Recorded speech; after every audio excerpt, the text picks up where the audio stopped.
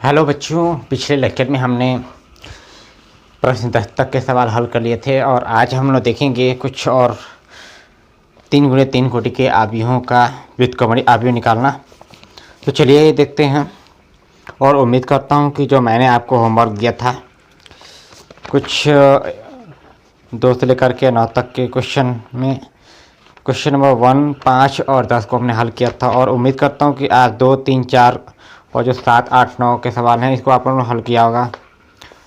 आज देखेंगे हम लोग 3 × 3 कोटि के आव्यूह का व्युत्क्रमणीय आव्यूह निकालना। तो चलिए देखते हैं। फिलहाल आप लोग देखेंगे क्वेश्चन नंबर 15 है, प्रश्न 15। ये हम लोग प्रश्नावली हल कर रहे हैं एनसीईआरटी की किताब से 3.4।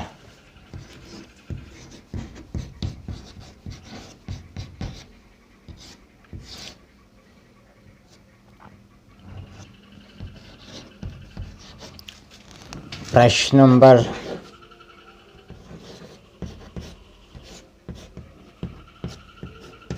15। आइए देखते हैं प्रश्न नंबर 15 और इसमें हमें बोला गया है वही इस आव्यूह का हमें व्युत्क्रमणीय आव्यूह निकालना है। तो ध्यान से देखेंगे, थोड़ा लंबा होगा, फिर भी इसमें एक बार में 2 प्रारंभिक संक्रियाएं लगा करके हम लोग हल करेंगे। लिखा है 2 - 3 3 2 2 3 3 - 2 2। ये एक प्रकार का 3 × 3 कोटि का आव्यूह है। इस आव्यूह का हमें व्युत्क्रमणीय आव्यूह ज्ञात करना है। तो ध्यान से देखेंगे बच्चों आप लोग। फिलहाल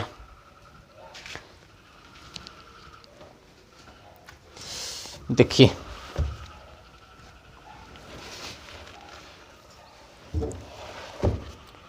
सबसे पहले आप इसको क्या करेंगे, जैसे पहले मैंने आपको बताया था इसको हमें a बराबर मानना है। तो मैंने मान लिया ये a बराबर है। उसके बाद आपको फॉर्मूला लिखना है, ये ऐसे माना a बराबर आइडेंटिटी a, ये हमने माना था। अब इस a बराबर आइडेंटिटी a को लेकर के यहाँ पर मान रखेंगे और उसमें प्रारंभिक संक्रियाओं के नियमों को लागू करते चले जाएंगे। देखिए a का मान है या 2 - 3 3 2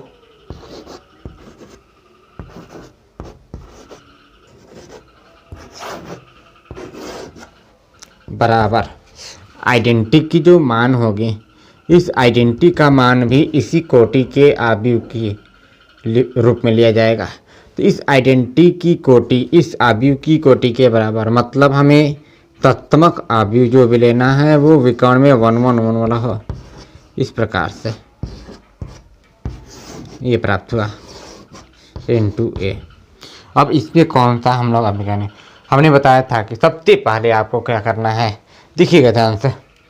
सबसे पहले आपको इस वाले अवयव को 1 बनाना है, इसको भी 1 बनाना है और इसे भी 1 बनाना है। तो इसको 1 कौन देगा, तो आंसर है इसको 1 ये 3 देगा। मतलब 3 में से 2 को हटा करके यहीं पर लिखा जाए तो ऐसे हो सकता है। लेकिन हमें नियम ये पड़ा था कि जिसमें बदलाव ला रहे हैं उसी में जोड़ना और घटाना है। तो हम तो ऐसा नहीं कर सकते, क्योंकि इसमें से इसे घटाएंगे तो यहाँ लिखना चाहिए, लेकिन उल्टा काम हो रहा है। तो क्या करते हैं कि हम लोग इसमें कुछ पंक्तियों की इंटरचेंजिंग कर देते हैं और इंटरचेंजिंग करने के बाद देखिए क्या मिलता है, आराम से वैल्यू प्राप्त हो जाएगी। हम पहली वाली पंक्ति को तीसरी वाली पंक्ति में और तीसरी को पहली पंक्ति में आपस में इंटरचेंजिंग कर देते हैं। तो ये 3 यहाँ आएगा और 2 यहाँ आएगा। जब 3 यहाँ जाएगा तो 3 में से इस 2 को हटा करके यहाँ लिखेंगे तो हमें 1 मिल जाएगा। ठीक समझ आ रहा है। और साथ में इस इधर कोई बात नहीं, ये पहले हल करते हैं। उसके बाद देखिए क्या होता है। यहाँ एक काम किया, R1 इंटरचेंज R3 कर दिया। तो ये क्या बन जाएगा, 2 - 3 3 2 नहीं 3 आ जाएगा। पहले वाली पंक्ति में क्या आ जाएगा, 3 -2 और ये 2, और पहली वाली तीसरे में दूसरे वाला वैसे ही रहेगा। 2 माइनस 3 3।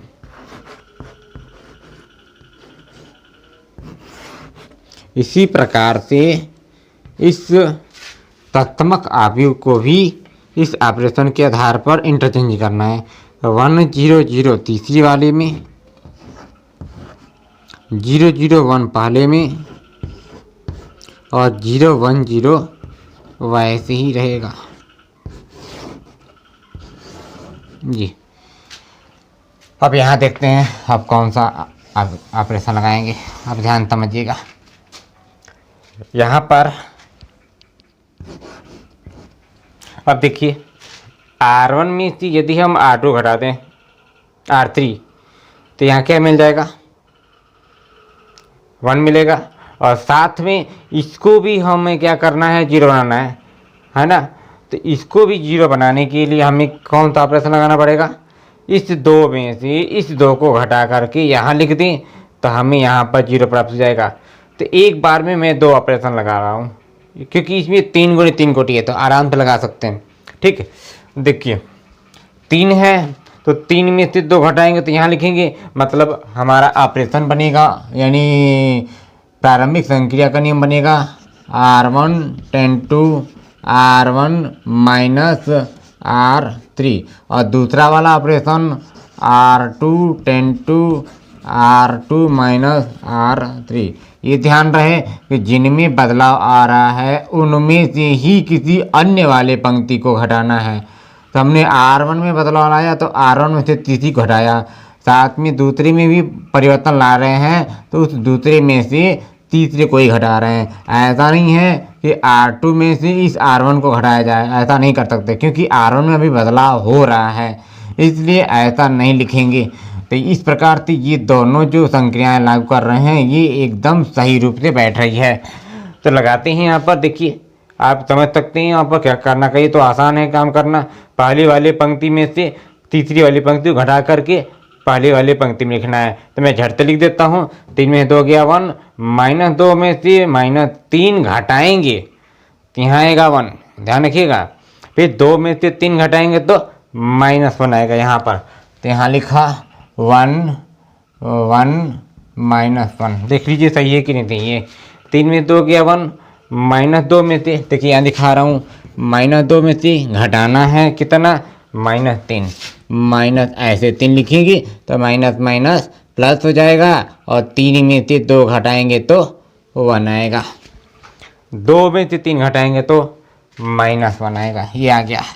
अच्छा अब दूसरे वाला, इस नियम को ना 2 में से 2 घटाया 0, 2 में से माइनस 3 घटाया जुड़ जाएगा 5 और 3 में से 3 घटाया 0। देखिए एक बार में यहाँ पर भी 0 मिल जा रहा है, तो यहाँ क्या करते हैं, ये हो जाएगा 0,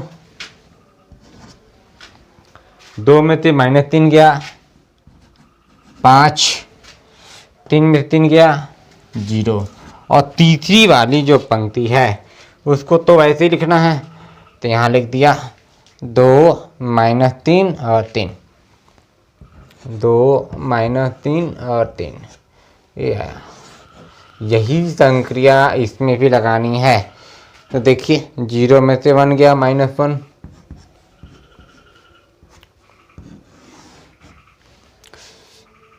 0 में से 0 गया 0 और 1 में से 0 गया 1, तो 0 1 रहेगा ये। अब यहाँ पर 0 में से 1 घटाएंगे तो माइनस 1, 1 में से 0 गया 1, 0 में से 0 गया 0 और तीसरी वाली पंक्ति ऐसे ही लिखे रहेंगे, ऐसे ये इनटू ए। ठीक है, समझ आया। आप देखते हैं कौन सी संख्या लागू करना है। यहाँ 1 हो गया, यहाँ 0 हो गया, अब यहाँ क्या चाहिए, यहाँ चाहिए 0। तो इसको 0 कौन देगा, यदि हम इसमें 2 का गुणा करके इसमें से इसको घटा दें तो यहाँ 0 हो जाएगा। बिल्कुल आसान है, वही काम करते हैं। पहले यहाँ पर एक ही संख्या लगाते हैं ताकि पहले एक काम हो जाए और साथ में एक और संख्या लगा सकते हैं। इसको क्या चाहिए, इसको चाहिए 0, तो यहाँ भी बिल्कुल बन सकता है। अगर दो में से या इस तीसरी पंक्ति में से इसमें 2 का गुणा करके घटाया तो यहाँ पर आ जाएगा 0। और यदि R2 में चेंज लाना है यहाँ पर, तो इसमें हमने कितने का गुणा किया, 5 का, 5 यानी 5 में से 5 घटाएंगे तो यहाँ पर आ जाएगा 0। लेकिन यह वैल्यू -5 हो जाएगी, इसलिए एक ऑपरेशन यहाँ पर लगाएंगे। तो देखिए क्या करते हैं, हाँ ये भी एक काम कर सकते हैं कि इस R2 में 1/5 का गुणा करके यहाँ पर 1 बना सकते हैं। ठीक, इससे कोई फर्क नहीं पड़ेगा। तो हमने क्या किया, पहली वाली ऑपरेशन लगाया R3 ten to R3 - 2R1, ठीक है। और दूसरी वाली R2 टेन टू 1/5 R2, बिल्कुल सही बैठा है। तो देखिए तीसरी में से घटाना है R1 में 2 का गुणा करके, तो 2 में से घटाया, इसमें 2 का गुणा 2, 2 में से 2 गया 0, तो यहाँ लिखा 0। अब आप समझ गए, तो ये हम एक काम करते हैं कि जो पहली वाली है वो तो वैसे ही रहेगा, ये बस दूसरा और तीसरा में परिवर्तन हो रहा है, इसलिए इसको लिखेंगे। देखिए 050, इसमें हमने कितने का गुणा किया है, 1/5 का, तो ये 0 ही रहेगा, ये हो जाएगा 1 और ये हो जाएगा 0, तो 0 1 0, बिल्कुल आसान है। ठीक है, समझ रहे हैं ना। अच्छा अब देखिए तीसरे वाले R3, ये तो पहला समझ गए। अब -3 में से इसमें 2 का गुणा करके घटाएंगे तो -3 और ये 2 -5 हो जाएगा। ठीक, समझ रहे हैं ना। R3 का मतलब -3 और घटाना है 2R1, तो इसमें 2 का गुणा 2, देखिए -5 हो जाएगा। समझ आ गया ये वाला। अच्छा अब 3 में से घटाना है, इसमें 2 का गुणा -2 होगा, तो ये कितना हो जाएगा, 5 हो जाएगा। ये इस प्रकार से आया। अब आगे चलते हैं। इसी तरह से इस वाले में भी, इसमें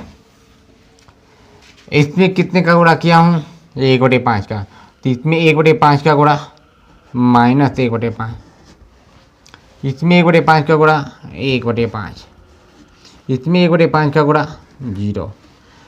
पहली वाली पंक्ति वैसे ही रहेगी। ठीक, अब तीसरे पर ध्यान दीजिए।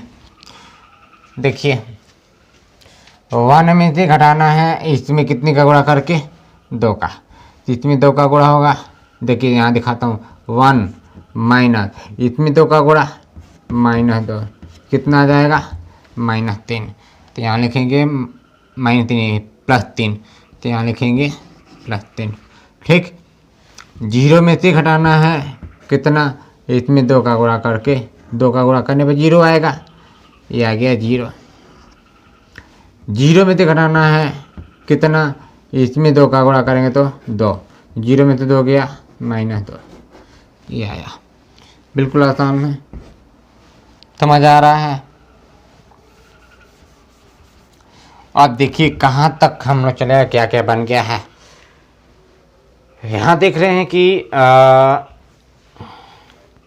ये 1 हो गया, 0 हो गया, 0 हो गया, इसको 0 बनाना है, ये 1 तो ठीक है, ये दोनों, ये वाला 0 बनाना है, और ये कितना 1।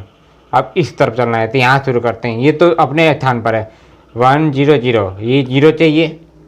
ठीक, और फिर 1, ये 1 चाहिए, 1 तो है, इसको 0 बनाना है, तो इसको 0 कौन देगा, यदि हम इन दोनों को आपस में जोड़ दें, तो जोड़ने पर हमें क्या परिणाम मिलेगा। देखिए एक बार में यदि 2 प्रारंभिक संख्या लगती है तो लगा सकते हैं, नहीं लगती है तो एक ही लगाइए। तो अभी इस तरह से टेस्ट लीजिए कि इसको R2 को और R1 को जोड़ने पर हम R1 पर लिखें तो यहाँ पर घटाएंगे, तो R1 में से R2 को घटाएंगे तो यहाँ पर कितना जाएगा, 0। लेकिन इसका मान नहीं बदलना चाहिए, तो ये तो वैसी सही है। 1 में से 0 घटाया 1 अपने स्थान पर, 1 में से 1 घटाया 0, -1 में से 0 घटाया -1 ही रहेगा। कोई फ़र्क नहीं पड़ रहा है। अब क्या दूसरी ऑपरेशन लगा सकते हैं, इसको देखते हैं।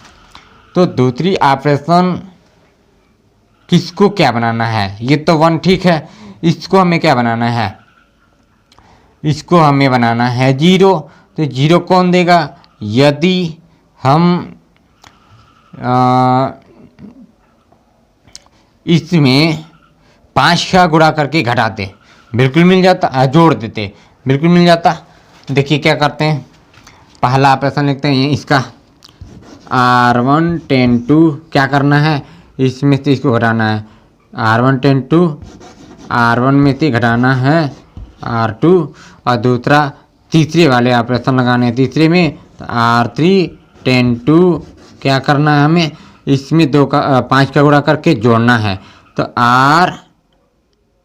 R3 प्लस इसमें 5 का गुणा, तो 5R2।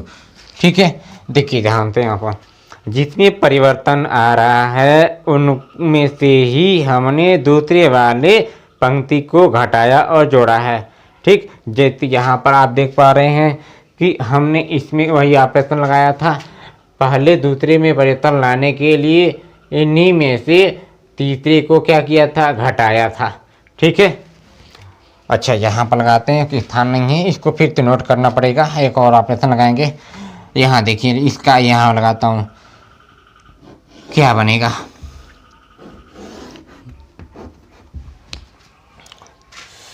R1 10 टू R1 में से R2 घटाना है, तो R1 कौन है, ये R1, तो इस R1 में से R2 घटाया, 1 में से 0 गया, यहाँ लिखा 1, ये आ गया, 1 में से 1 गया 0, -1 में से 0 घटाएंगे तो -1, बिल्कुल आसान है, समझ आया। अच्छा अब देखिए, अब कौन सा R3 वाला, तो R3 में से या R3 को क्या करना है, 5R2 में जोड़ना है, तो इसमें 5 का गुणा 0, और 0 में 0 जोड़ेंगे तो यहाँ पर लिखेंगे ना R3 के स्थान पर 0, यहाँ हो गया 0। फिर इसको और इसको जोड़ेंगे, इसमें 5 का गुणा 5, और 5 में -5 जोड़िए, कितना जाएगा 0, तो यहाँ पर लिख दिया 0। अब इसमें 5 का गुणा करेंगे तो कोई फर्क नहीं, 0, तो 5 में से 0 गया, यहाँ पर 5, और दूसरी वाली वैसा ही रहेगा। गया, अब चलते हैं इसके ठीक आगे, यहाँ यही वाला ऑपरेशन लगाना है। ठीक है, थोड़ा लंबा है लेकिन आप इसको एकदम ध्यान से लगाएंगे तो बिल्कुल क्लियरली समझ में आएगा, एकदम दिक्कत नहीं होगा। यहाँ जो भी हम लोग लगा रहे हैं, अगर एक बार में 2 लगता है लगाइए, 3 लगता है, 3 तो लग नहीं सकता, 1 लगता है तो लगाइए, तो आपको बस आप 3 ही ऑपरेशन लगाने हैं जो मैं बता चुका हूँ। अब इसमें लगाइए, इसमें R1 और R2 को जोड़ना है, सिंपल चीज़ है। -1 में -1/5 जोड़ दीजिए, ठीक, नहीं घटाना है, घटाना है, तो R1 का मान पर लिखते हैं, R1 का मान है -1, घटाना है ये कितना, R2 को -1/5 को, -1/5 को ऐसे, ये माइनस प्लस 1/5 प्लस हो जाएगा, और ये वाला -1, तो ये कितना आएगा -4/5 है ना, गुणा करेंगे तो 1 - 5, 1 में से 5 गया, -4/5, तो -4/5, तो कहाँ लिखेंगे, इसके स्थान पर -4/5, बिल्कुल आसान। दूसरा 0 में से घटाइए 1/5, सिंपल सी चीज़ है, -1/5 आएगा, ये 1 में से 0 घटाइए, ये आएगा 1, थोड़ा स्थान नहीं है सुविधा के लिए। अब इसको मैं फिर से इसको मिटाऊंगा, उसके बाद अगला वाला स्टेप देखेंगे। ये आया, अब कौन सा ऑपरेशन, तीसरी पंक्ति में, तो R3 में जोड़ना है 5R2, तो R2 में 5 का गुणा कर, R2 में 5 का गुणा, मतलब ये R2 है, इसमें 5 का गुणा करने पर यहाँ मिलेगा -1, इसमें 5 का गुणा करेंगे तो 1 मिलेगा और तीसरे वाले में जोड़ना है। तो 3 माइनस 1, देखिए यहाँ लिखता हूँ R3 है 3,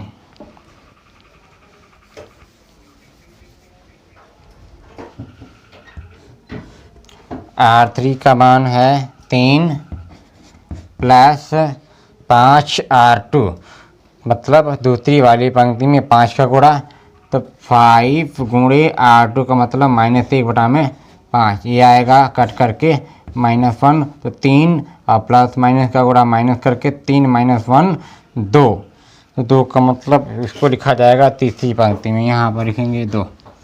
ठीक है, इसी प्रकार इसमें R3 का मान यहाँ से लिया 0,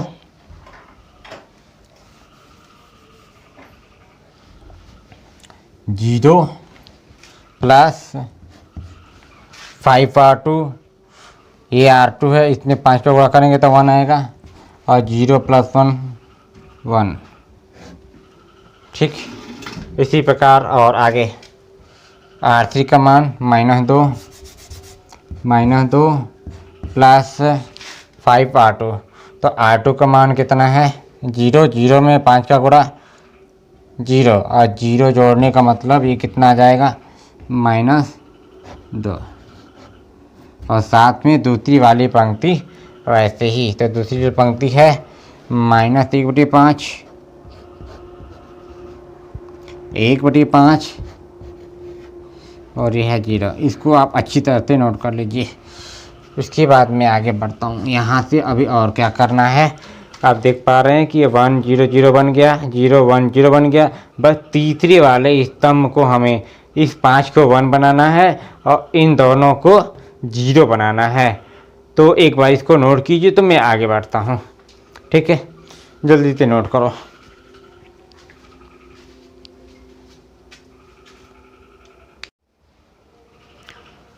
तो चलो बच्चों, देखते हैं आगे, इसके आगे हमें कौन सा प्रारंभिक संख्या लगाना है। अब हमें क्या बनाना है, अब हमें तीसरे वाले स्तंभ में इसको 0 बनाना है, ये भी 0 पहले से है, इसको 1 बनाना है। तो आप समझिए कि इसको 0 कौन देगा, तो 0 देने से पहले सबसे पहले हम इस वाले तीसरी पंक्ति में 1/5 का गुणा कर दें, जिसके बाद इसको और इस पहले वाले को जोड़ करके लिख दें, जिससे आसान बन जाएगा, बिल्कुल आसान से। तो हम ऑपरेशन लगाएंगे पहले, इसमें दो तरीका, अभी 2 ऑपरेशन लगाना पड़ेगा, एक साथ नहीं लग पाएगा। तीसरी वाली पंक्ति में R3 टेन टू 1/5 R3 लगाया, तो ये 1/5 गुणा करेंगे तो ये 1 हो जाएगा, और बाकी वाली और दूसरी वाली पंक्ति को वैसे लिख देंगे। तो यहाँ लिखा 1 0 -1 0 1 0 0 0, और यहाँ पर देखिए क्या हो जाएगा, 1/5 का गुणा कर रहा हूँ ना, तो ये हो जाएगा 1। ठीक, ध्यान दीजिए, R3 का मतलब तीसरी पंक्ति में, इस तीसरी पंक्ति में 1/5 का गुणा 0, यहाँ पर 1/5 का गुणा 0, और इसमें 1/5 का गुणा 1 हो गया।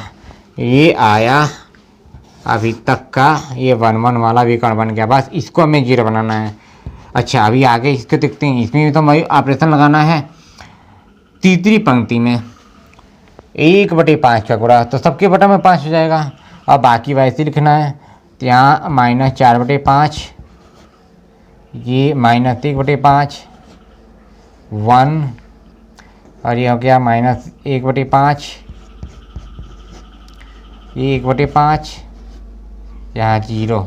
अब यहाँ पर ध्यान दीजिए, तीसरी पंक्ति में 1/5 का गुणा, तो सबके बटा में 5 हो जाएगा।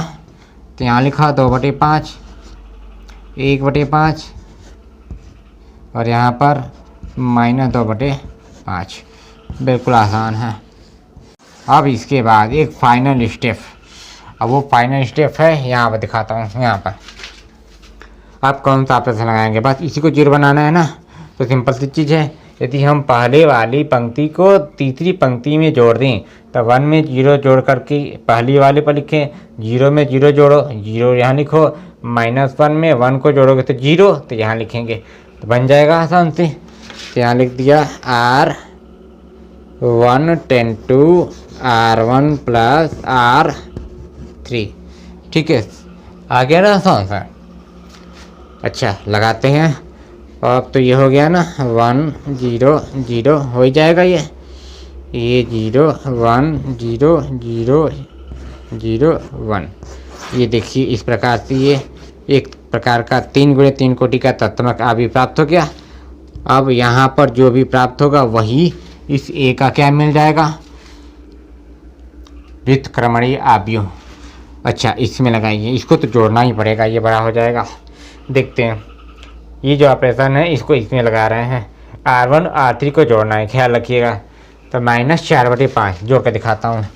-4/5 में हमें जोड़ना है 2/5 को, तो ये हर बराबर है, तो 2 - 4 कितना -2/5। ठीक, इसी प्रकार इसको जोड़ो, ये देखिए इसको जोड़ेंगे तो यहाँ आ जाएगा 0 0 आ गया। 1 में इसको जोड़िए, यानी कि 1 प्लस -2/5 को जोड़ना है, तो प्लस माइनस का गुणा, -1 - 2/5 और 1 में से 2/5 घटाएंगे तो 5 कम 5, 5 में 2 हो गया 3, 3/5 तो 3/5 ये आया। इसको यहाँ लिखते हैं कहाँ पर, R1 के स्थान पर, तो यहाँ पूरा वो बन जाएगा -2/5 और ये 0 ये 3/5। अब बाकी दूसरी और तीसरी पंक्तियाँ वैसे ही लिखना है।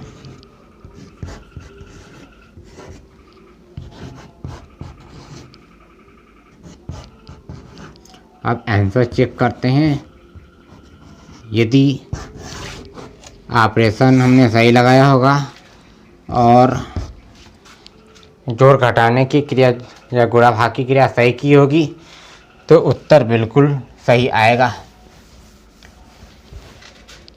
तो इस प्रकार से जब ये तत्समक आव्यूह बन गया तब A इनवर्स का मान क्या बना, इसलिए A इनवर्स बराबर ये है -2/5 0 3/5 -1/5 1/5 0 2/5 1/5 और -2/5। ये एक प्रकार का व्युत्क्रमणीय आव्यूह प्राप्त हुआ आंसर।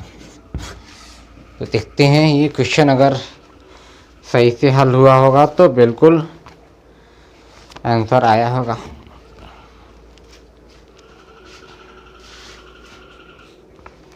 प्रश्नावली है 3.4 क्वेश्चन नंबर 15।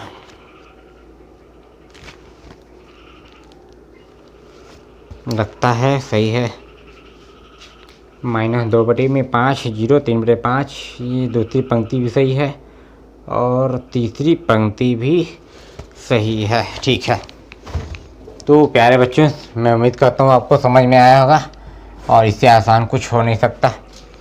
आप बिल्कुल इसको 2-3 बार, इस वीडियो को 2-3 बार देखेंगे तो आपको ये बिल्कुल क्लियर समझ में आ जाएगा। और बाकी जितनी भी सवाल 3 गुणे 3 कोटि का या 2 गुणे 2 कोटि का दिया जाता है उसको आप इस प्रोसेस में समझाए गए तरीके से ही लगाएंगे। ठीक है, तो मैं उम्मीद करता हूँ कि आप क्वेश्चन नंबर 16 और 17 को हल कर पाएंगे। जो इंटरचेंज करना होगा वो आप उसको इंटरचेंज कीजिए, या एक बार में 2 संख्याएं लगाया जाता है तो उनको लगाइए। ठीक, तो इसको एक बार नोट कीजिए। तब देखते हैं कुछ विकल्प वाले प्रश्न हैं उनको कैसे हल करेंगे। एक विकल्प का सवाल दिया गया है, तो आपको घर के लिए काम रहेगा क्वेश्चन नंबर 16 और 17 ये आप करके लाएंगे। ठीक है, ये आपको कल दिखेंगे, तो नोट कीजिए। आगे बढ़ते हैं।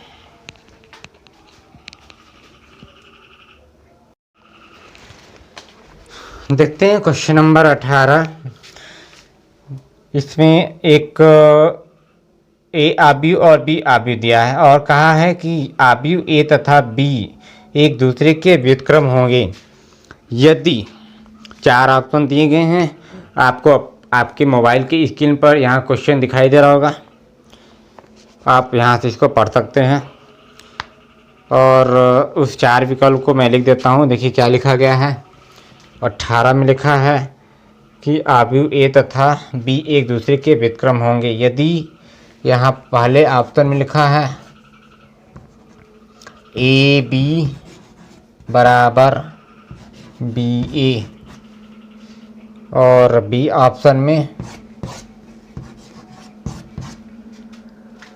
ए बी बराबर बी ए बराबर 0, यानी इसको बोलते हैं शून्य आव्यूह।